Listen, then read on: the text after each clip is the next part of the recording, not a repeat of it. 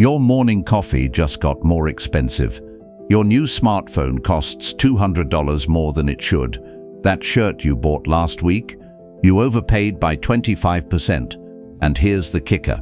You probably don't even know why.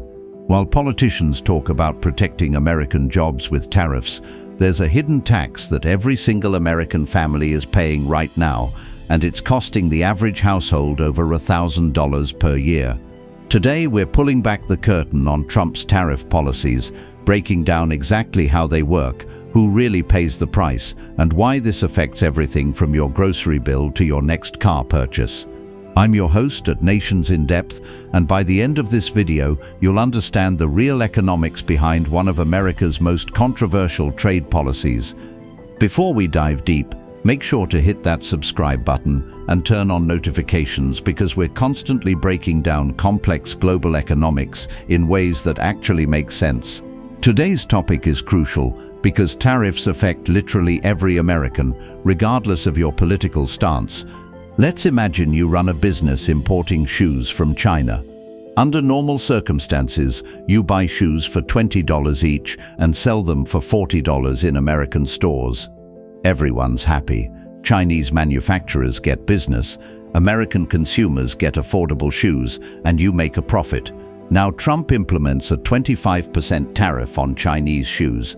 Here's what actually happens. When your shipment arrives at the port of Los Angeles, US Customs doesn't send a bill to China. They don't call up the Chinese factory and demand payment. Instead, they hand you, the American importer, a bill for $5 per shoe.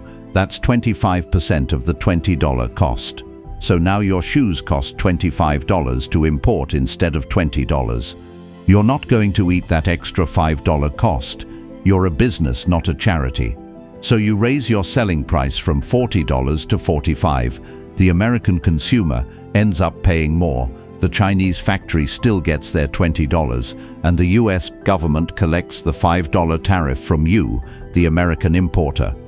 This is the fundamental truth about tariffs that gets lost in political rhetoric. Tariffs are taxes paid by domestic importers, and those costs get passed directly to American consumers. To understand the current situation, we need to look at the timeline. Trump's tariff war began in earnest in 2018, starting with solar panels and washing machines, then escalating to steel and aluminum, and eventually covering hundreds of billions of dollars worth of Chinese goods. The numbers are staggering. By 2019, Trump had imposed tariffs on approximately $360 billion worth of imports. That's roughly equivalent to the entire GDP of South Africa. These weren't small, symbolic tariffs either. We're talking about rates ranging from 10 to 50% on everything from electronics to clothing to machinery.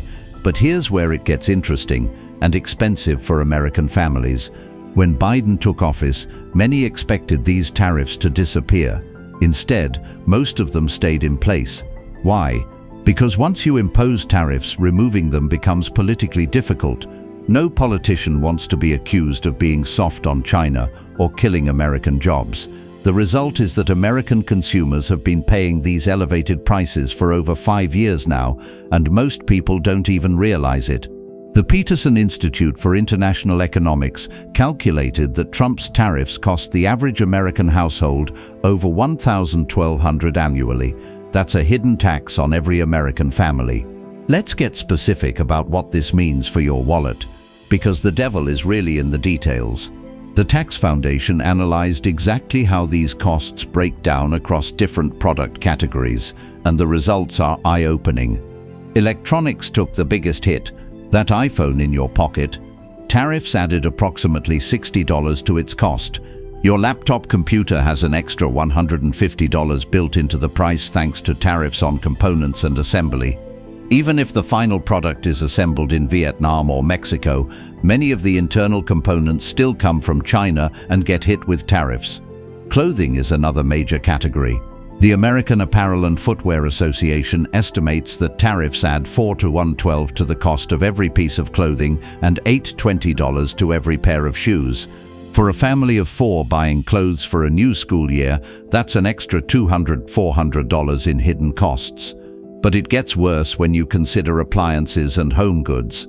That washing machine costs an extra $80 to $120 thanks to tariffs. Your refrigerator has an additional $150 to $100 built into the price. Even basic tools and hardware have become significantly more expensive.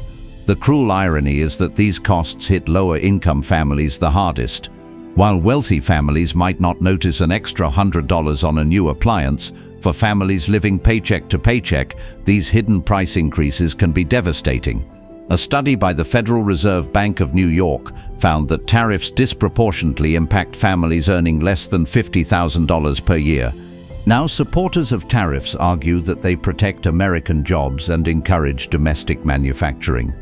There's some economic theory behind this. It's called import substitution. The idea is that if foreign goods become more expensive due to tariffs, American companies will step in to fill the gap, creating jobs and building domestic industries. In some very specific cases, this has worked. The steel industry did see some job gains after steel tariffs were implemented.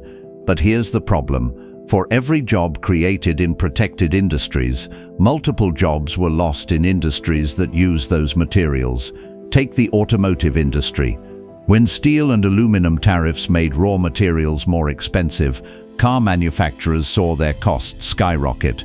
Ford estimated that tariffs cost them $1 billion in 2018 alone. General Motors had to close plants and lay off workers because they couldn't compete with foreign automakers who had access to cheaper materials. The same pattern repeated across industries. Appliance manufacturers, construction companies, and machinery producers all faced higher input costs, leading to job losses that far exceeded any gains in the protected industries. The Federal Reserve Bank of Chicago studied this phenomenon and found that for every job created by tariffs, approximately 1.4 jobs were lost in downstream industries. The math simply doesn't work out in favor of job creation. Here's something that makes the tariff situation even more complicated. Modern supply chains don't respect national borders. That Made in America product probably contains components from a dozen different countries. Let's take something as simple as a hammer. The steel might come from China, the handle wood from Canada, the rubber grip from Malaysia, and the final assembly happens in Ohio. When you put tariffs on Chinese steel, you're not just affecting Chinese companies, you're making it more expensive for American companies to manufacture products domestically. This creates what economists call supply chain fragmentation. Companies start moving operations around the world trying to avoid tariffs, leading to inefficiencies and higher costs that once again get passed to consumers. Apple is a perfect example. When tariffs hit Chinese electronics, Apple didn't move iPhone production to America, they moved it to India and Vietnam. But many of the components still come from China, so American consumers still pay higher prices, and the jobs didn't come back to America anyway. The Brookings Institution found that 87% of the additional costs from tariffs came from supply chain reorganization rather than actual protection of American industries. In other words, we're paying higher prices for the privilege of making global supply chains less efficient. But wait, it gets worse. Other countries don't just sit quietly when America imposes tariffs, they retaliate, and this is where American exporters and farmers got hit hard. China responded to American tariffs by imposing their own tariffs on American agricultural products. Suddenly, Chinese buyers stopped purchasing American soybeans, corn, and pork. The American Farm Bureau Federation estimated that retaliatory tariffs cost American farmers $27 billion in lost exports between 2018 and 2020. The irony is devastating. The same policies designed to help American workers ended up crushing American farmers. Soybean prices collapsed, corn exports plummeted, and thousands of family farms went bankrupt. The federal government had to step in with $28 billion in emergency aid to farmers, essentially using taxpayer money to compensate for the damage caused by its own trade policies. Europe joined the retaliation too, targeting iconic American products like Harley-Davidson motorcycles, bourbon whiskey, and blue jeans. Harley-Davidson actually moved some production overseas, specifically to avoid European retaliatory tariffs, exactly the opposite of what the policy was supposed to achieve. The end result was a trade war, where American consumers paid higher prices, American farmers lost export markets, and American manufacturers faced higher input costs. Meanwhile, the protected industries saw minimal job gains that were quickly erased by job losses elsewhere in the economy. So where do we stand today? Despite campaign promises from both parties about reducing costs for American families, most of Trump's tariffs remain in place under the Biden administration. In fact, some have been expanded. The political reality is that once tariffs are in place, they create their own constituency. The small number of protected industries lobby hard to keep them, while the millions of consumers paying higher prices remain largely unaware of the connection between tariffs and their increased costs. Recent proposals from various politicians suggest even higher tariffs might be coming. Some have proposed universal 10 to 20% tariffs on all imports, which would dramatically expand the hidden tax that American families are already paying. The Committee for a Responsible Federal Budget estimated that universal tariffs at those levels would cost the average American household an additional $1,726 per year. For context, that's more than most families pay in state income taxes. Meanwhile, other countries are moving in the opposite direction. The European Union and Asian nations are reducing trade barriers with each other through agreements like the Regional Comprehensive Economic Partnership, potentially leaving American businesses and consumers at a competitive disadvantage. Here's the bottom line. Tariffs are a hidden tax on American consumers, costing the average family over $1,000 per year, while providing minimal benefits to American workers. The economic evidence is overwhelming.